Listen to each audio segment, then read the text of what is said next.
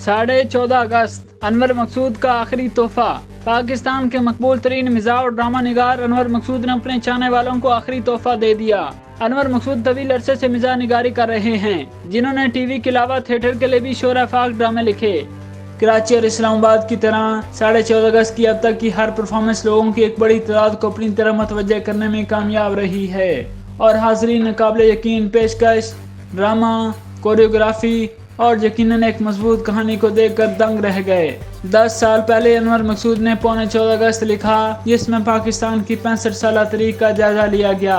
انور مقصود اور داور محمود کی جوڑی نے جب بھی ایک ساتھ کام کیا تو ان کی لائیو ایکشن ڈراموں نے ملک بھر کے مداحوں کے چہروں پر مسکراہٹیں بکھیر دی۔ 14.5 اگست کی کامیابی کے بعد انور مقصود اور داور محمود نے پاکستان کی تھیٹر انڈسٹری کو 14.25 اگست کے سیکوئل کا تحفہ دیا۔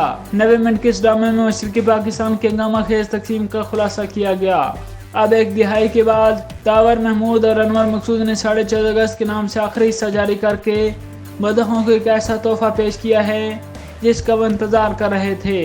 لائیو ایکشن پرفارمنس کا پلاٹ 2 کرداروں جناح اور گاندھی کے گرد گھومتا ہے، جو پاکستان اور ہندوستان کے درمیان عظیم تقسیم کے بارے میں لوگوں کے خیالات حاصل کرتے ہیں۔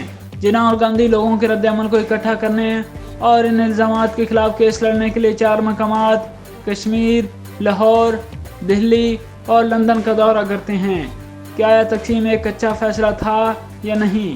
ماضی میں جناح اور گاندھی کبھی تقسیم نہیں چاہتے تھے، بلکہ انگریزوں سے آزادی چاہتے تھے۔ دو رہنما مسلم اکثریتی خطوں میں مسلم حکومت پر متفق تھے، لیکن نہرو نے ان سے اتفاق نہیں کیا اور بالآخر برصغیر کو 2 ممالک ہندوستان اور پاکستان میں تقسیم کرنے کا حل نکالا گیا۔ جناح اور گاندھی کے متعلقہ ممالک میں سیاسی، معاشی اور سماجی اتار چڑھاؤ کو نمایاں تاریخی اور ہم اثر شخصیات کا احاطہ کر کے واضح طور پر پیش کیا گیا۔